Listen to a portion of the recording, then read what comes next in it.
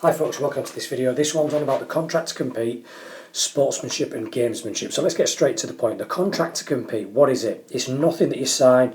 It is an unwritten code in sport to do your best, strive to win, and to play within the rules and under the banner of sportsmanship. The good old modern day version of it's taking part, but not the winning, not necessarily the winning. It's, play hard but play fair, all those kind of things. Okay, so that is the contract to compete, used at Olympics, used at World Cups, used to try and promote sport worldwide. So a question that could come up, something that could talk about is, does this contract to compete still exist with media and sponsorship and the amount of money in sport we have today? Does it still exist? Okay, and another way to look at it is the Olympic Games are allowing more and more professionals to take part in sport. Okay, golf is going to be new at Rio 2016, where the world's best golfers are going to be there. Tennis is already there with the world's best players. Okay, basketball, they've allowed professional NBA basketball players at the Olympics since 1992. So professionals are on the increase. The old amateur ethos of sport is being left behind. So has professionalism destroyed the contract to compete? Well, those that agree with that statement, saying yes, professionalism has destroyed the contract to compete, will probably quote some of these examples that we've got here. The pressure to win and the expectation to win with the media coverage that you have now has increased so much that some athletes feel like they have no choice but to break the contract to compete to be successful. There's been a big increase in the win at all costs attitude in sport. Something called the Lombardian ethic, it's also known as that. I think Vince Lombardi, the famous American football coach, who obviously the Super Bowl trophy is named after, he had that kind of attitude. Okay, you win. That's what it's about. That's why he was such a successful player. He put the pressure on the players to win, not just on the taking part. There's also been an increase in gamesmanship. We're going to come on to that in a minute, but basically gamesmanship is rule bending, gaining unfair advantages by taking the rules to the limit. Okay, some people just call it smart play. But there's also, as is well documented now and for the last God knows how many years, there's been such an increase in doping, drug taking, in violence, player violence, to try and get someone sent off or to try and get someone sin binned. But also, other forms of cheating, match fixing, things like that is on the rise in sports such as cricket. People say it's always existed, but we're seeing a lot more of it. So there's definitely been an increase in all of these things as professionalism has come along, and they are all watering down the contract to compete. So those who disagree, who say no, professionalism hasn't destroyed the contract to compete, will quote these things. Sportsmanship is still promoted to this day. Handshakes at the end of games, but at the Olympics, you swear an oath at the start of the Olympics that you will do it under the banner of fair play. Okay, that you won't cheat. Athletes today, performers today, have got a role model status unlike ever before. So the pressure to be clean and conform to that role model status is as high than it's ever been before. Linked in with that, if you cheat, your sponsors will dump you straight away and probably sue you for their sponsorship money back, because you'll have signed a contract to say that I'm clean, I'm not doing this, and I will represent your product to your company with honour and dignity and things like that. So you've got the pressure to retain sponsors very, very high. But let's be honest, corruption has always been a part of sport. We can't say that professionalism has destroyed the contract to compete if we know that even back in the day when all sports were amateur, there was still corruption taking place. Read the stories about the early marathons in the first modern Olympics. There were people putting cyanide in each other's drinks bottles to try and gain advantage. There's reports of players catching buses whilst they were doing the marathon, halfway around the course. So corruption and cheating has always been a part of sport. So it's unfair to say it's on the increase or it's here now just as professionalism arrived. It's always existed. Just while we're talking about it, sometimes you can ask, why is professionalism growing at events like the Olympics? Remember, the Olympics were founded on the public school ethos of amateurism. Okay, if you're an amateur, there's no incentive to cheat because there's no money at stake. So why are professional performers such as Andy Murray and LeBron James, people who get paid for doing their sport day in day out, allowed to compete at the Olympics? And it's a good question, because like we said, golf is coming to Rio 2016, so you're going to see a lot more, well-paid performers, not amateurs, competing at the Olympics for gold medals, alongside people who don't get any money, really, to compete in their sport, to compete at the Olympics in their sport. So why is professionalism growing at events like the Olympics? Well, surprise, surprise, it comes down to money, as most things do these days. First of all, there is a blurring of lines between what is amateur and what is professional. Back at the world-class performance pathway.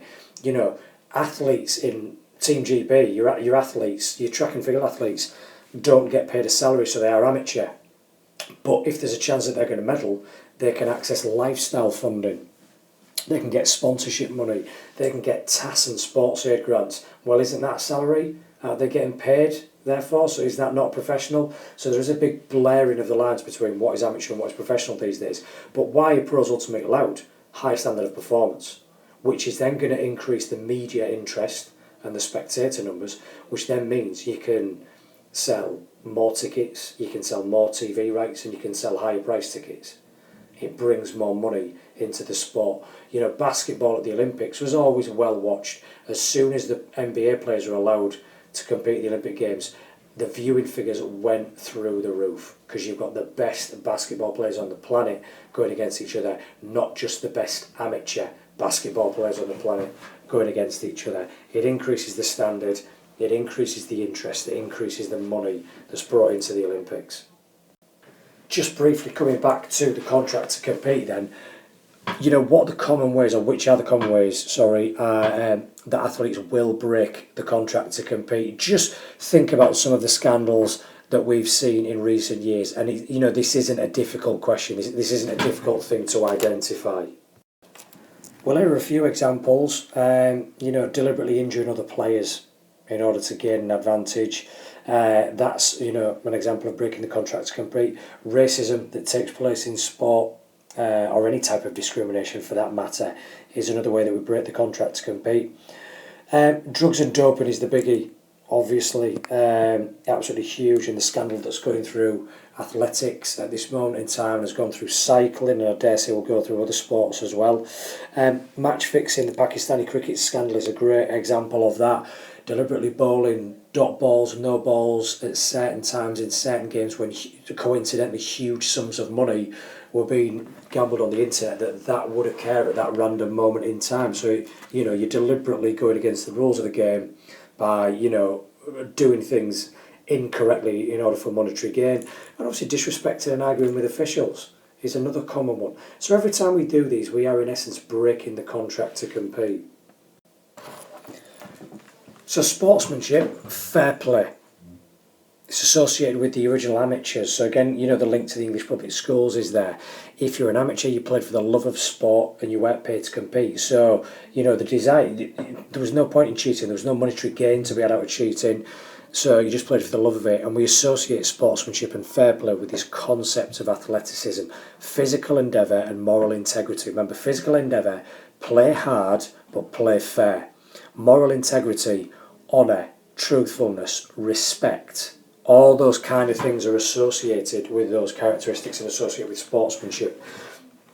On the flip side of that, gamesmanship is bending the rules to get an unfair advantage. Breaking the rules is just cheating. Gamesmanship is bending the rules. So sledging in cricket, where you're behind, for those who don't know what sledging is, the batsman's come up to bat, the bowler's about to bowl, and all the fielders around the batsman are slagging him or her off, calling them names under the breath and trying to get inside their head, telling them that they're no good and things like that.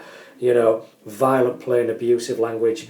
You're not breaking the rules, but you're bending the rules to get an unfair advantage. And what we've got here are a couple of examples. Here's Bradley Wiggins, famously, I think it was stage 14 of the Tour de France that he won, where he was leading on stage 14, and it turns out someone had thrown tacks, tiny little nails, into the road to puncture a load of tyres. So he went to the front of the peloton, told everyone and got everybody to slow down so that those who'd got punctures could repair the tyres and get caught up. Now, there was nothing in the rules saying he had to do that. He could have just said, oh, well, unlucky, on we go, and carried on and built a greater time difference over his rivals. But he didn't. He held all the other riders back so that it could be done the race could be competed under fair play. So that's an ideal example of sportsmanship. This is the famous Harlequins Rugby Union Bloodgate scandal. So this player here, Harlequins didn't have any more interchanges or substitutions left. The only way they could get another player on was if one of their players had a bleed, so you could do a blood bin replacement. They needed to get a kicker on for this last few minutes. So the physio runs on. He collapses to the ground as if he's been hit. The physio runs on with a little blood capsule. He quickly puts it in his mouth and chews on it. Goes to the referee and says, "Ref, we haven't got any sub left, but we need to make an interchange because I'm bleeding. I need to do a blood bin replacement." The referee obviously goes, "Yeah, absolutely fine." So he walks off. The problem was, he did that. He winked to his teammates as if to say, "It worked." Okay? And they got busted for it and they got fined for it and done for it a lot. But there's nothing in the rules talking about, oh, you couldn't chew on a blood capsule to do.